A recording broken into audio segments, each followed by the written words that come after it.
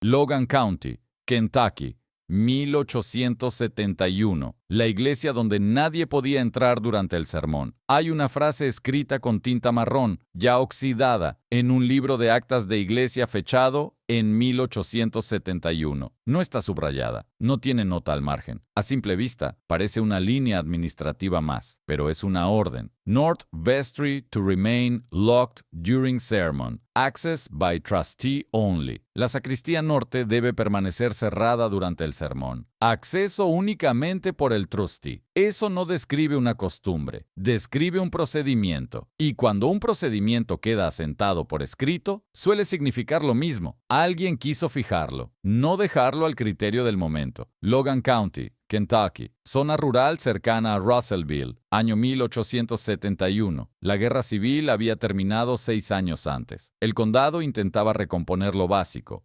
cosechas, crédito, reputaciones. En ese contexto, las iglesias no eran solo lugares de culto, también funcionaban como red de ayuda, autoridad moral y punto de registro social. El edificio en cuestión, una iglesia bautista rural, cuyo nombre omitiremos por prudencia archivística, conserva hoy 2 objetos en una caja de conservación etiquetada: North Vestry, 1871. Dentro hay 2 cosas: un libro de actas encuadernado en cuero y una llave de hierro pesada de unos 11 centímetros con la anilla gastada. La llave no tiene inscripción visible, el libro sí, y el libro contradice la memoria oral. Primer hecho, la prohibición de entrar a la sacristía norte durante el sermón estaba formalmente registrada. No era una tradición difusa, no era una indicación verbal, era una norma escrita, aprobada y asentada. La consecuencia es inmediata. La puerta no se cerraba por superstición, ni por mantenimiento casual. Se cerraba como parte de una política local. Y eso abre la primera pregunta real: ¿por qué una habitación dentro de una iglesia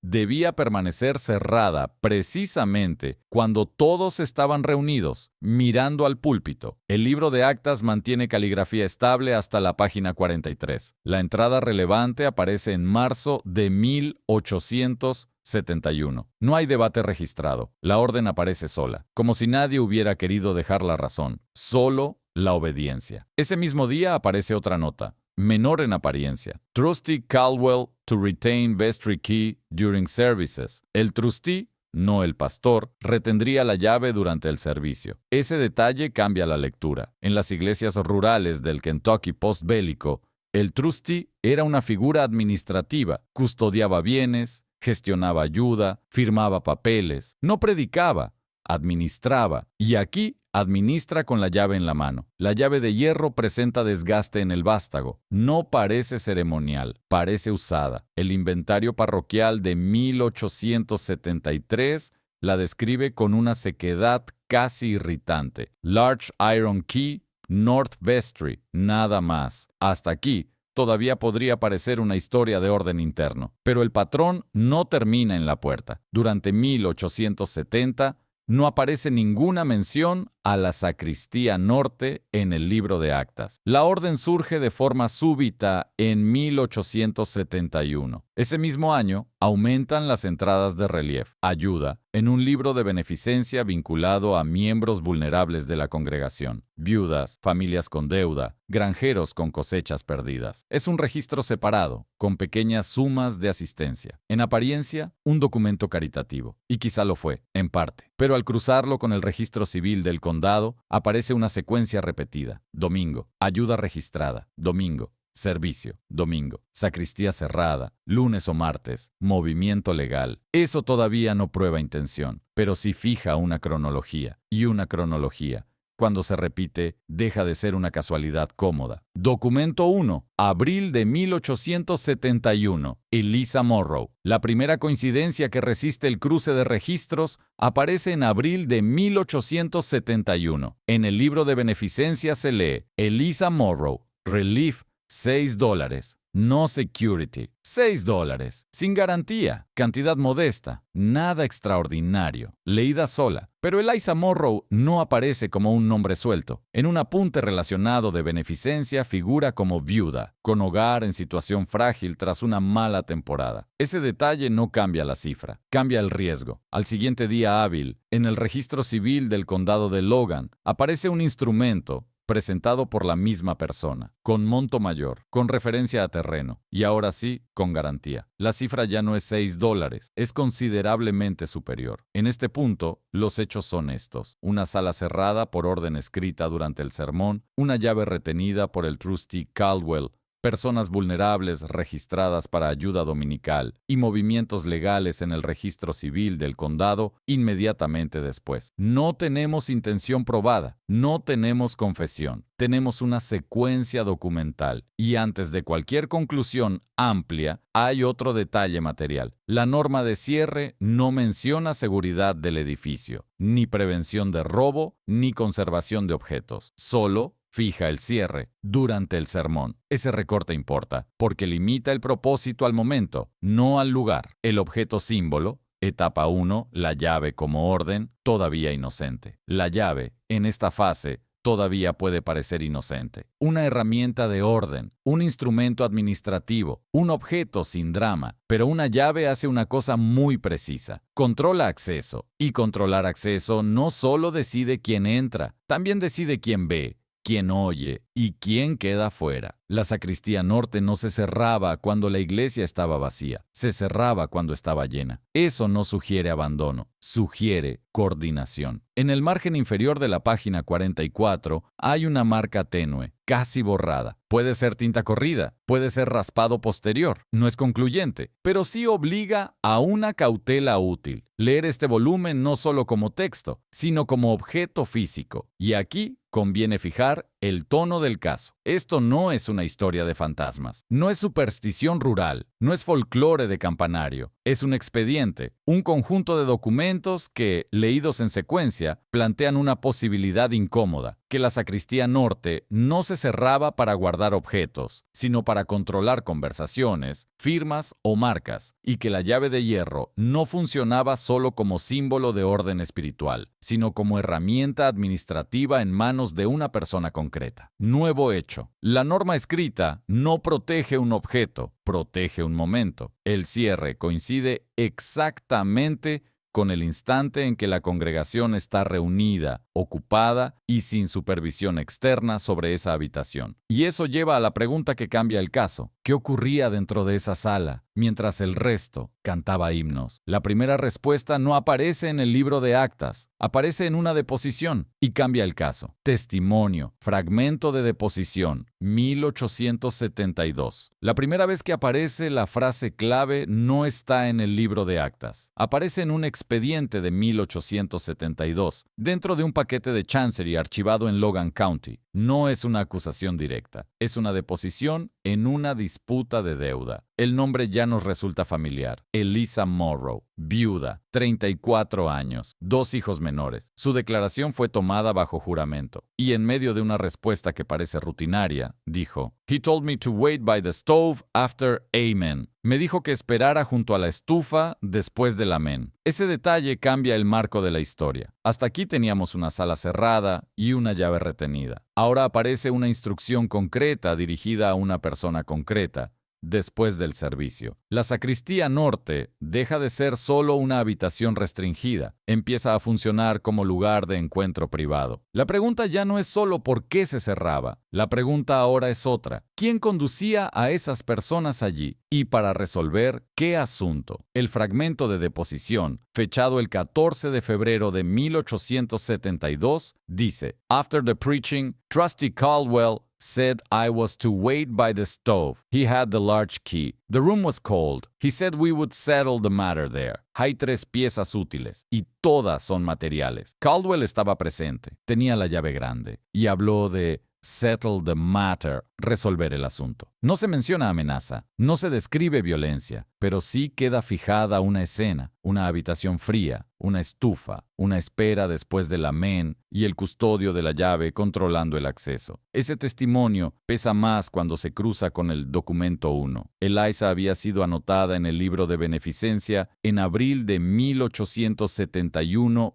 por $6. No security. Al siguiente día hábil, en el registro civil del condado, aparece un instrumento a su nombre por una suma mayor, con referencia a una fracción de tierra heredada de su esposo. La pregunta no es si hubo firma, la pregunta es ¿en qué condiciones se produjo esa firma y en qué espacio? La frase Wait by the stove no es literaria, es topográfica. Nos ubica dentro de una sala concreta. Sabemos además que la sacristía norte tenía una estufa de hierro fundido. Eso la hacía utilizable en invierno, separada del salón principal. Un cuarto pequeño, privado, calentado, suficiente para arreglar un asunto fuera del oído de la congregación. Documento 2. La discrepancia. Eliza Morrow. Volvamos al registro escrito. Libro de beneficencia. Eliza Morrow. Relief. $6. No security. Leída sola, la entrada parece caritativa. El problema aparece al día siguiente en el registro civil del condado. El instrumento civil menciona una obligación por un monto superior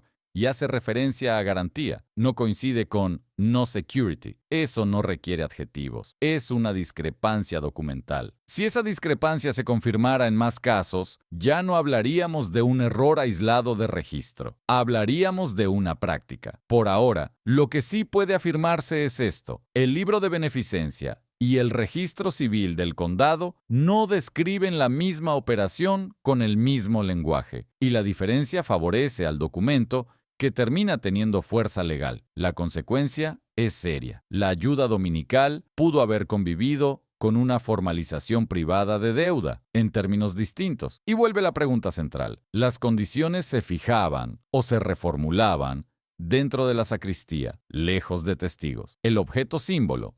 Etapa 2. La llave como control del momento crítico. En la primera fase, la llave era orden. Aquí, la llave ya no significa orden, significa control del acceso en el momento crítico. El testimonio de Eliza confirma dos cosas a la vez. Caldwell retenía la llave durante el servicio y la usaba después del amén. No el pastor, no el secretario, el trustee Caldwell. Eso no prueba una trama por sí solo, pero sí concentra funciones: custodia, citación, acceso y cierre. Hay otro fragmento en la deposición que añade presión, no tanto jurídica como social. Eliza declaró, "He said it was better to sign proper, so I would not trouble the church again." Firmar correctamente para no molestar de nuevo a la iglesia. La frase no contiene una amenaza explícita. No hace falta. Introduce otra capa. Ayuda y reputación aparecen juntas en la misma escena. En comunidades rurales del Kentucky posguerra, molestar a la iglesia no era una frase neutra. Podía afectar crédito informal,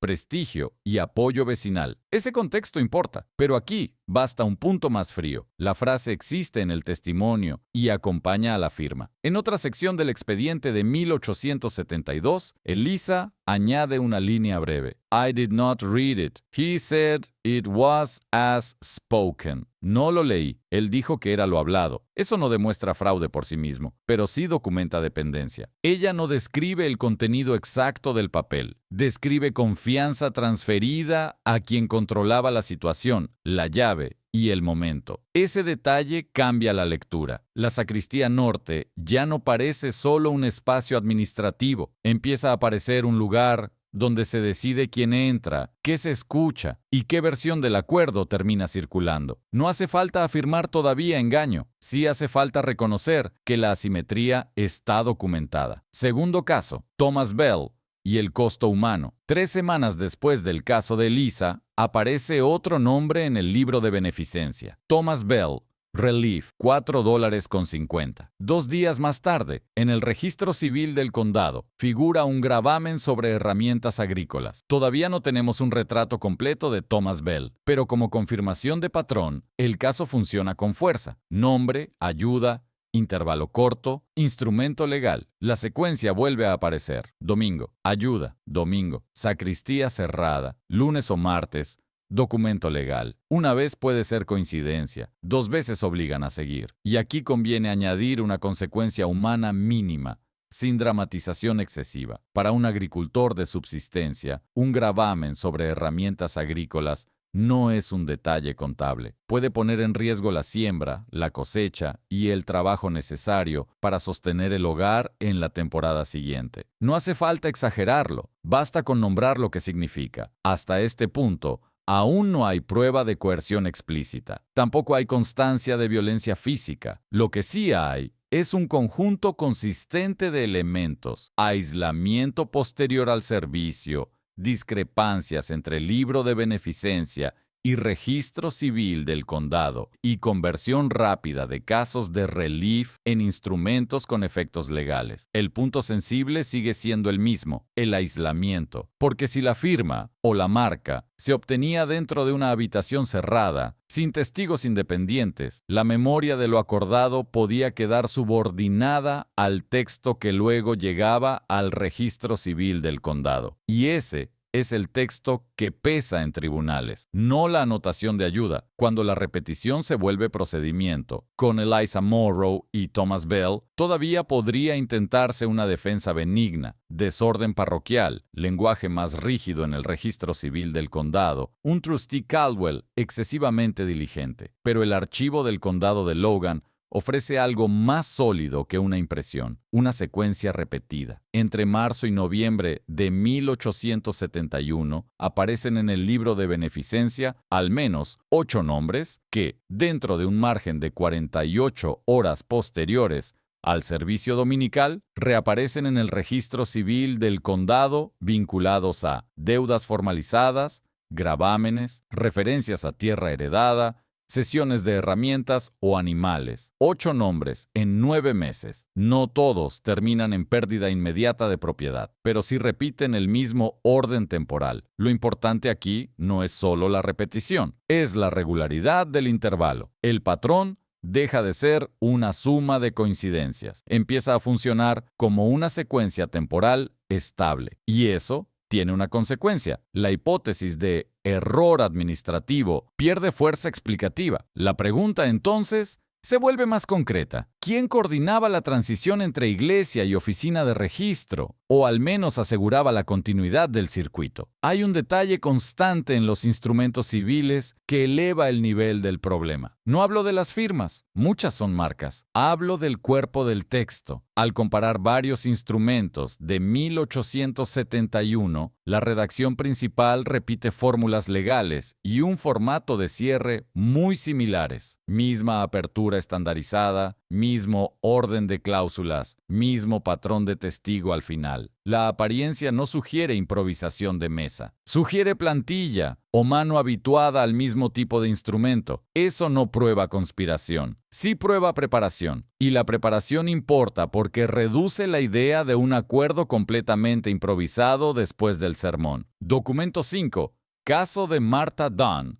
Octubre de 1871. En octubre de 1871 aparece otro caso que endurece la lectura. Libro de beneficencia. Relief, $4. No security. Y en el registro civil del condado, 48 horas después. Obligación superior. Garantía sobre 2 acres de tierra heredada. Testigo. Trustee Caldwell. Redacción formal estandarizada. La diferencia de monto supera el 300%. Aquí el salto ya no es solo cuantitativo, es documental. La ayuda pública aparece mínima. El instrumento legal, en cambio, entra con estructura completa, garantía y testigo. La pregunta vuelve a desplazarse. Si el texto estaba tan preparado, ¿en qué momento se obtenía la aceptación efectiva de quien figuraba en él? Hasta ahora, el único momento identificado por testimonio sigue siendo el mismo: después del amén, con acceso controlado por llave. Y también aquí hay un costo humano concreto. 2 acres heredados pueden parecer una cifra pequeña en el papel. En una economía doméstica frágil, esa tierra heredada puede representar la última base de autonomía, un margen para producir, negociar o resistir una mala temporada sin quedar completamente absorbido por la deuda. Perder control sobre esa tierra no es solo perder un activo, es perder capacidad de maniobra. No hace falta convertirlo en tragedia verbal. El expediente ya carga el peso suficiente. Los instrumentos parecen listos para circular con rapidez. La rapidez implica anticipación de firma, y la firma, o la marca, según los testimonios, se obtenía en la sacristía norte. La secuencia ya se reconoce sola. Ayuda registrada, encuentro privado, firma o marca, presentación legal, casi inmediata. La iglesia deja de funcionar solo como escenario, empieza a verse como punto de selección. También se vuelve más nítido quienes aparecen en esa ruta. Los nombres documentados comparten un perfil reconocible. Viudas recientes, familias con herencias sin formalización completa, hombres con herramientas esenciales para subsistencia agrícola, personas con alfabetización limitada. No aparecen comerciantes prósperos, no aparecen propietarios consolidados. Ese recorte no demuestra por sí mismo intención criminal, pero sí describe una selección económicamente asimétrica. Personas con menos margen para discutir términos, revisar textos o impugnar un instrumento ya inscrito. La consecuencia práctica es clara. Quien controla el contexto de firma frente a ese perfil, controla gran parte del resultado. Y eso devuelve la pregunta que todavía no puede cerrarse del todo. ¿Existía comunicación previa con la oficina del registro antes del domingo o solo una rutina de presentación posterior ya prevista? Nota en el libro de actas. Noviembre de 1871. En noviembre de 1871 aparece una nota breve en el libro de actas, Discussion deferred regarding relief procedures, discusión pospuesta respecto a procedimientos de ayuda. No hay detalles, no se registran nombres, no queda resolución, pero la frase importa por una razón simple. Introduce la palabra procedures dentro del propio libro de actas, justo cuando el patrón ya acumula meses de repeticiones. Después de noviembre, la secuencia disminuye. No desaparece por completo, se vuelve menos frecuente. Eso no resuelve nada, pero modifica el terreno, sugiere que algo fue discutido o al menos percibido dentro de la congregación, aunque el registro haya dejado la discusión suspendida. El objeto, símbolo. Etapa 3. La llave como marcador del procedimiento. La llave ya no funciona aquí solo como herramienta de acceso. Empieza a funcionar como marcador del momento. Cada domingo, el trustee Caldwell la retiene. Cada domingo, la sacristía permanece cerrada durante el sermón. Y en ese mismo tramo temporal, se concentran las transiciones de relief a instrumento legal, más que un objeto litúrgico. La llave aparece como pieza de un procedimiento repetido. Ese matiz importa porque desplaza la sospecha de una figura individual hacia algo más amplio. En varios instrumentos, la iglesia no figura siempre como acreedora directa. A veces, aparece una red de trustes actuando en representación. Eso no elimina responsabilidad, la distribuye. No estamos mirando únicamente a una persona con llave. Estamos mirando una función institucional. A esta altura, la transición ya puede formularse con claridad, sin cerrar todavía el caso. Ayuda, aislamiento, firma, conversión legal. Pero falta una capa decisiva. Hasta ahora hemos trabajado con lo que está escrito, aunque sea contradictorio. Para pasar de patrón a una prueba más dura, hay que examinar algo distinto, lo que falta. Cuando la ausencia empieza a pesar como prueba, el caso se sostuvo primero sobre entradas, firmas y registros. Luego aparecen las ausencias. El libro de actas de 1871 mantiene numeración consecutiva hasta la página 46. La siguiente hoja conservada está numerada como 48. La 47 no está. No parece un fallo visible de encuadernación. El hilo del lomo muestra intervención posterior. La hoja fue extraída. Ese detalle importa no solo por la ausencia en sí, sino por el momento en que aparece. Dentro del tramo en que la secuencia ayuda a instrumento legal, se vuelve más intensa. La pregunta se estrecha. Ya no es solo qué dicen los registros, es qué dejó de quedar registrado y por qué. El análisis del papel, citado en una nota marginal de revisión parroquial de 1898, incorporada al informe de reparación del volumen, describe el corte como limpio, no compatible con un desgarro por uso ordinario. No hay humedad localizada en ese punto, no hay pérdida aleatoria del borde, hay un vacío con señales de intervención. Ese anclaje importa porque no depende de una lectura retrospectiva nuestra. Aparece en una revisión posterior del propio libro. El libro de beneficencia presenta otra anomalía. Entre dos entradas de octubre de 1871, una franja del papel muestra abrasión horizontal. No falta la página, falta parte de la escritura. La tinta fue removida. Bajo luz oblicua se distinguen sombras de nombres, pero no lo suficiente para lectura segura. El raspado coincide con 2 semanas en las que el registro civil del condado sí muestra 3 instrumentos de obligación firmados por personas que ya no aparecen en el libro de beneficencia conservado. Hasta aquí, el patrón había sido visible, aunque contradictorio. Con la página arrancada y la franja raspada, el problema cambia de categoría documental. Ya no hablamos solo de discrepancias entre libros, hablamos de alteración material del rastro. La interpretación aquí exige cuidado. No podemos afirmar quién hizo el raspado. No podemos afirmar quién arrancó la hoja. Sí podemos afirmar algo más modesto y más sólido. Alguien intervino físicamente registros clave del mismo periodo que concentra las mayores anomalías. Eso no prueba coerción por sí solo, pero vuelve más difícil sostener una explicación de simple descuido contable. El inventario parroquial de 1873 añade una línea que complica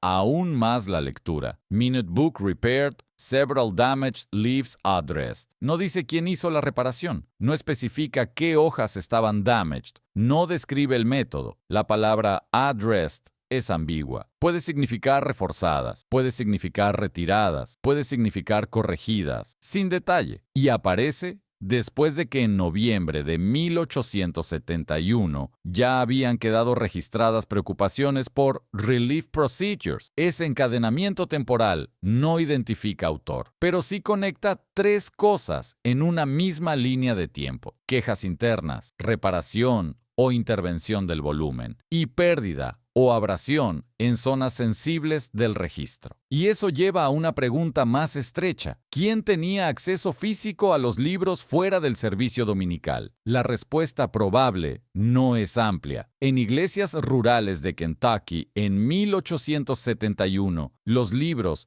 no permanecían en custodia pública permanente. Solían quedar en alguno de estos lugares: la sacristía, el despacho del trustee o la casa del secretario parroquial. Y aquí vuelve la pieza que ya conocemos. El trustee Caldwell retenía la llave de la sacristía norte durante el sermón y, según inventario, esa llave se guardaba junto a los libros. La conexión ya no es solo simbólica. La llave controlaba acceso a la habitación. La habitación contenía registros, y los registros presentan intervención física posterior. El objeto símbolo, etapa 4, la llave y la custodia del rastro. En las etapas anteriores, la llave organizaba acceso y aislamiento. Aquí se conecta con otra capa, custodia del rastro. Quien controlaba la llave podía controlar el espacio de firma, el momento del cierre, el acceso a los libros y potencialmente la disponibilidad del registro para revisión posterior. No hace falta convertir eso en veredicto todavía. Como observación de procedimiento, ya es bastante serio. Hay además un detalle pequeño en apariencia, pero decisivo. En un paquete de Chancery de 1873, relacionado con disputa entre herederos, aparece una nota de gastos firmada por el trustee Caldwell. 2 keys cut for N.B. Door, July 1871. 2 llaves cortadas para la puerta de la sacristía norte, julio de 1871, exactamente en medio del periodo de mayor densidad documental del patrón. Ese dato cambia el mapa de acceso. Hasta ahora la narración gravitaba alrededor de la llave. La nota demuestra que existían al menos 2 en el momento crítico. No sabemos todavía quién recibió la segunda. La nota registra el pago, no el destinatario, pero el inventario posterior conserva una sola, etiquetada como North Vestry, Large Key. La otra no está en la caja archivística. No reaparece en inventarios posteriores. La segunda llave sale del rastro. Y esa desaparición,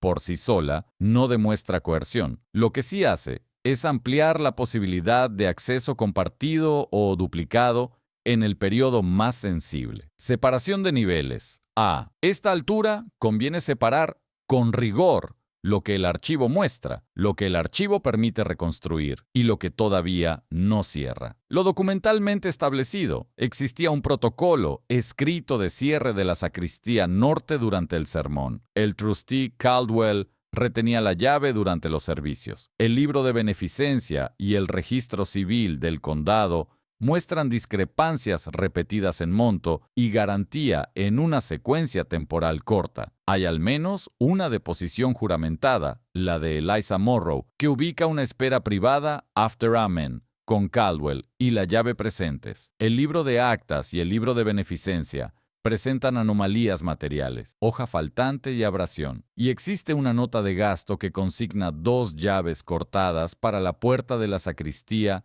norte en julio de 1871. La reconstrucción probable, tomando actas, libro de beneficencia, registro civil del condado y deposiciones en secuencia. El expediente permite una reconstrucción estable de un circuito, identificación de personas con bajo margen de negociación, registro público de ayuda modesta, control de la sacristía norte durante el sermón, citación after amen a un espacio lateral y privado, firma o marca en un instrumento formal y presentación rápida en el registro civil del condado. No es una prueba total de coordinación con cada actor externo. Sí es una reconstrucción consistente del mecanismo interno y del punto de transición. Las preguntas abiertas. ¿Quién tuvo la segunda llave durante el periodo más activo? ¿Hubo coordinación previa con la oficina del registro o solo procesamiento formal de instrumentos ya preparados? ¿Existió una denuncia interna más explícita que no sobrevivió o nunca quedó asentada? ¿Qué contenía la página 47 extraída del libro de actas? Esta separación no enfría el caso, lo vuelve más creíble. Reconstrucción a partir del expediente de Chancery, 1871 a 1873. Hasta aquí hemos visto piezas. Ahora toca ordenarlas, no para repetir la historia,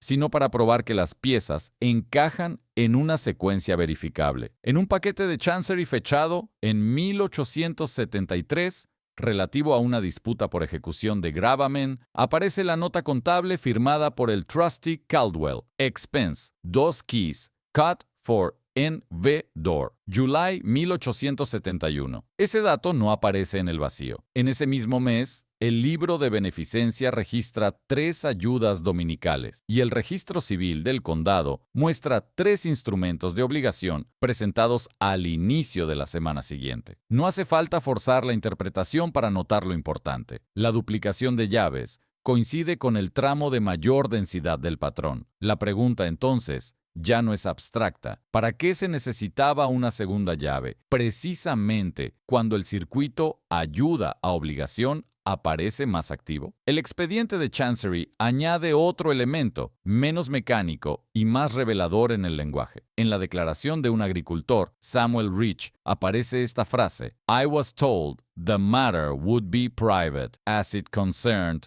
the dignity of the church, la dignidad de la iglesia. La justificación de la privacidad vuelve a formularse en términos institucionales. No se presenta como protección del firmante, se presenta como protección del prestigio del lugar. Ese matiz importa porque conecta el espacio físico con una cobertura moral. Reconstrucción del procedimiento, paso a paso, a partir del libro de actas, el libro de beneficencia, el registro civil del condado y las deposiciones, el mecanismo puede reconstruirse así. Primero, identificación. Durante la semana, el trustee Caldwell o la red administrativa inmediata detectaba miembros en situación frágil, viudas recientes, deudores, familias con herencias no formalizadas, personas con alfabetización limitada, agricultores con margen escaso, para discutir papeles legales. Segundo, registro público mínimo. El domingo, en el libro de beneficencia, se asentaba una ayuda pequeña. Relief, $4.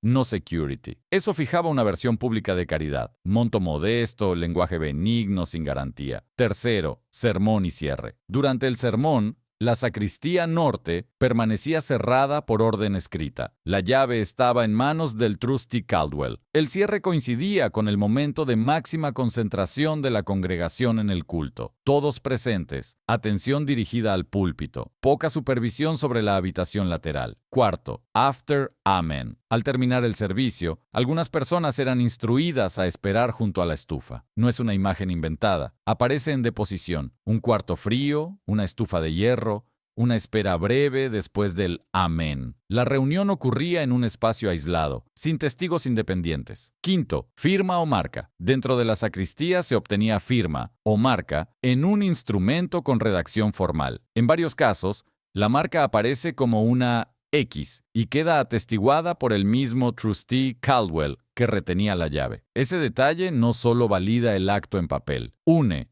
en una misma figura, citación, acceso y certificación. Sexto, registro casi inmediato. El lunes o martes siguiente, el documento era presentado en la oficina del condado, a veces a primera hora. La rapidez importa porque reduce el margen para pensar que todo se redactó de forma casual después del servicio. El peso legal terminaba en el registro civil del condado, no en la anotación parroquial. Hay además un detalle técnico que refuerza la reconstrucción sin necesidad de subir el tono. En varios instrumentos civiles, la redacción principal repite fórmulas estándar y estructura de cláusulas con muy poca variación espontánea. La apariencia documental sugiere modelo, no improvisación. No hay carta explícita que pruebe coordinación directa entre Caldwell y el escribano del condado. Eso sigue abierto, pero la velocidad de presentación, sumada a la regularidad de fórmula, sí sugiere preparación previa del circuito. Y si había preparación previa, entonces el momento dominical no era el inicio completo del proceso. Era el punto donde el proceso se hacía firmable. Momento de reinterpretación. Al principio, la iglesia parecía escenario pasivo. Ahora aparece como infraestructura funcional, autoridad moral, aislamiento físico, confianza social, transición documental. En este marco,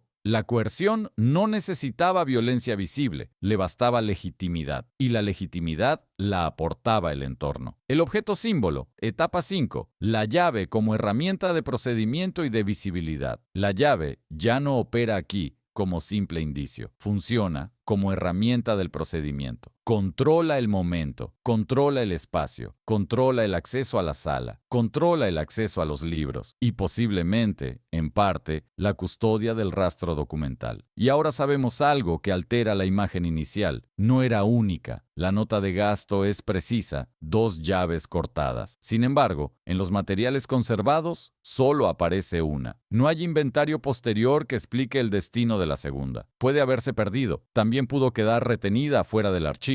No hace falta escoger una hipótesis para reconocer el hecho central. El acceso estaba duplicado en el periodo crítico, pero la duplicación desaparece del rastro material posterior. En 1873, cuando surgen disputas formales, la intensidad del patrón ya había bajado. La última entrada relevante de 1871 coincide casi con la mención de Discussion Deferred Regarding Relief Procedures. Eso permite una inferencia razonable, y solo eso. Por ahora, el método pudo haberse vuelto más visible dentro de la congregación. Lo que sí queda documentado es esto. Después de noviembre de 1871, la frecuencia disminuye y los libros muestran señales de manipulación física. Más que azar, el expediente sugiere una secuencia de uso, fricción interna y manejo posterior del rastro. Veredicto documental. En este punto, ya no estamos leyendo indicios sueltos, estamos leyendo una secuencia, una orden escrita en 1871, una llave retenida durante el servicio, personas citadas after Amen a una sala con estufa, ayudas pequeñas anotadas como relief y no security, instrumentos civiles con montos mayores y garantía real en 24 a 48 horas, página arrancada, franja raspada, 2 llaves cortadas en julio de 1871, una sola llave preservada. Eso es lo que hay en el expediente. El expediente no contiene una confesión, no contiene una línea que diga esto fue coerción, no identifica por completo la red de acceso, pero la evidencia documental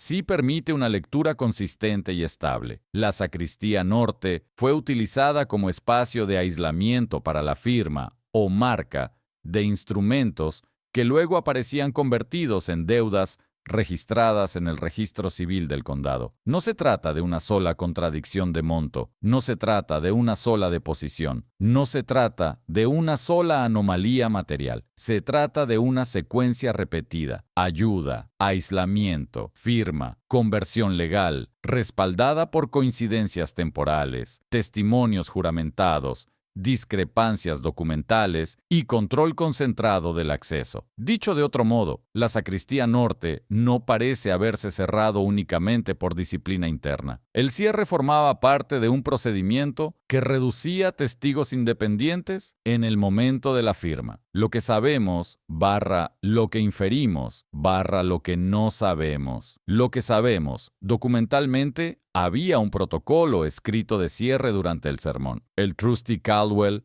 retenía la llave. Eliza Morrow declaró bajo juramento una espera privada after Amen con Caldwell y la llave presentes. Hay discrepancias repetidas entre el libro de beneficencia y registro civil del condado en casos vulnerables. Hay alteraciones materiales del rastro, hoja faltante, abrasión y nota de reparación ambigua. Se cortaron 2 llaves en julio de 1871, pero el archivo conserva una. Lo que inferimos, de forma razonable, la sacristía norte funcionó como punto de transición entre ayuda registrada y obligación formal. El control de la llave no solo regulaba espacio, sino también momento, acceso y visibilidad del procedimiento. La regularidad temporal y formal de los instrumentos civiles sugiere preparación, no mera improvisación ocasional. Lo que no sabemos, quién tuvo la segunda llave durante el periodo más activo. Si la oficina del registro actuó con conocimiento pleno del mecanismo o solo procesó instrumentos formalmente correctos. Si hubo una denuncia interna más explícita que no sobrevivió en el archivo y que contenía exactamente